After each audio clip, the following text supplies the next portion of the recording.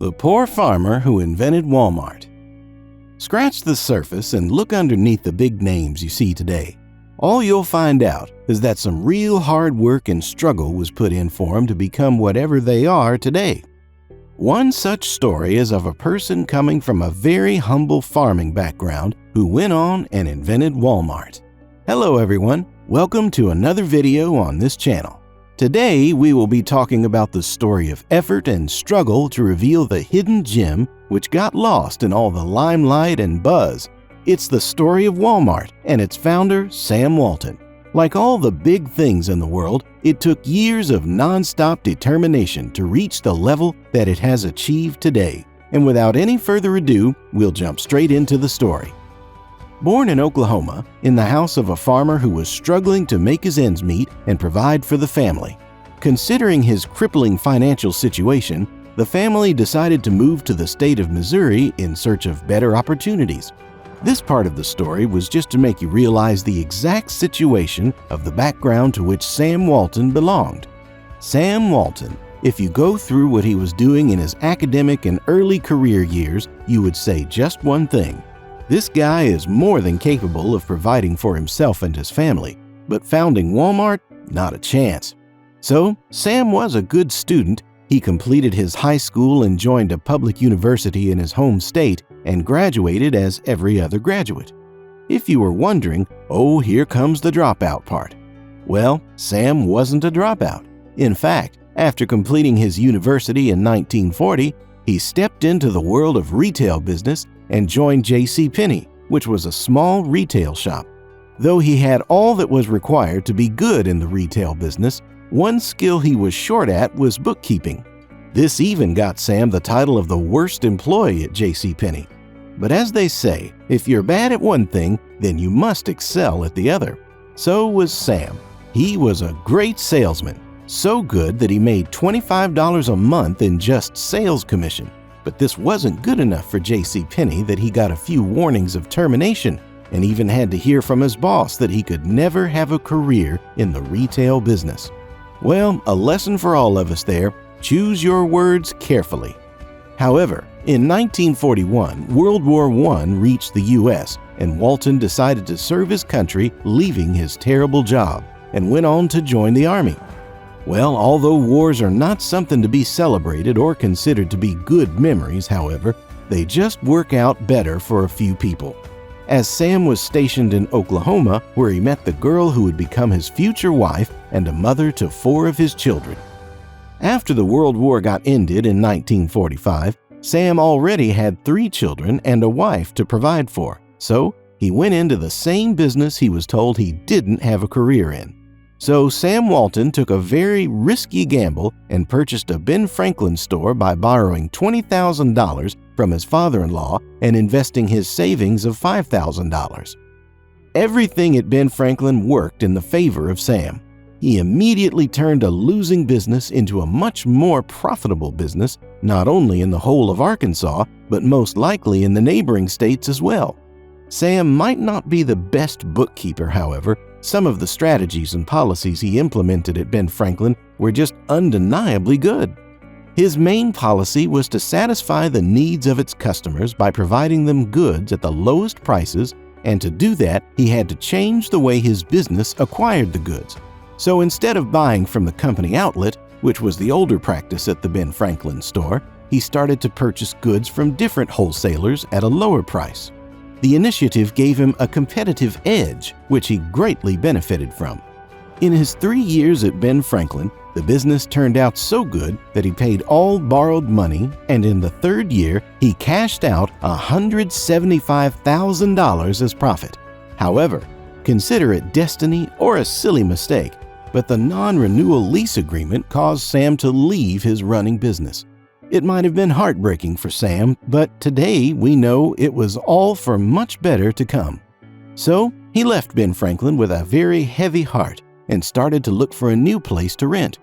This time, he was more determined and experienced as well. So he founded a new store in Bentonville, Arkansas, which he named Walton's Five and Dime. This time, he didn't repeat the last mistake that cost him the whole business and signed the lease for 99 years. it was his time to shine. Though he kept hearing the competitors say, "Let's give him 60 days or 90 max, he won't survive this," I guess neither did they know Sam nor his acumen for retail business. The new business worked out so well that by 1950, Sam was able to expand his business to 15 stores in different locations by mostly using the profits from his stores. All thanks to his strategy, which in his own words was, "We exist to provide value to our customers, which means in addition to quality and service, we have to save them money." So, to fulfill his mission of providing his customers with products at cheaper prices, he just kept on looking for ways to get the merchandise at lower prices. All of this was going on while the concept of Sam came around the concept of self-service. This is now a common thing, however. It was a groundbreaking strategy for retail business when it was introduced.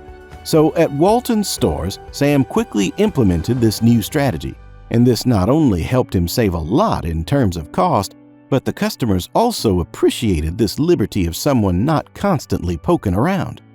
Walmart stores weren't the end of Sam's retail business venture. Instead, it was the start of everything that had to become Walmart.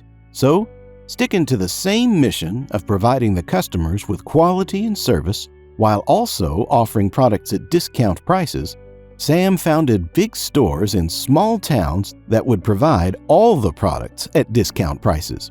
That's where Walmart was born. It did not only have an edge over the local shops in the town, but it was also competing with shops in the cities, as they only offered limited products at a discounted price. On the other hand, at Walmart, Sam had implemented the policy of volume instead of margin. So the customers kept barging into the stores, and Walmart kept growing bigger and bigger. Sam was very clear in his mind about what he wanted to achieve. His goal wasn't exactly to take all the money home, but he invested back for his customers. First, opening big stores in small towns made the town customers really happy, as they didn't have to travel to the cities anymore. Second, Sam was constantly putting in the effort to make his stores cheaper and cheaper. From reducing pricing on all the goods to shifting from wooden shelves to metal ones, there wasn't one single store left that he didn't turn to make the goods cheaper for customers. Well, the efforts paid back to Sam many folds. Till 1969, Sam was able to make his business more than successful. However, there were still many hurdles to overcome to fund the expansion of Walmart. He couldn't simply go about taking gambles on his home mortgage as he did for his first Walmart store, so he decided to take his business public with 61% shares to his and his brother's name.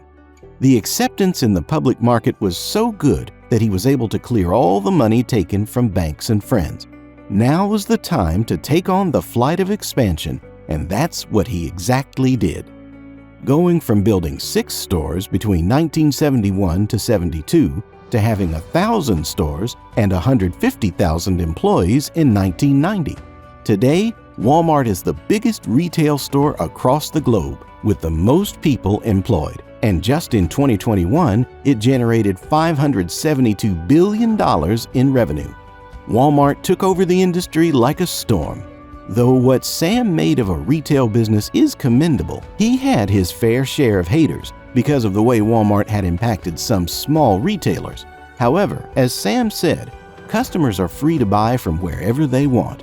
So you can't make something great while going around explaining it to everyone.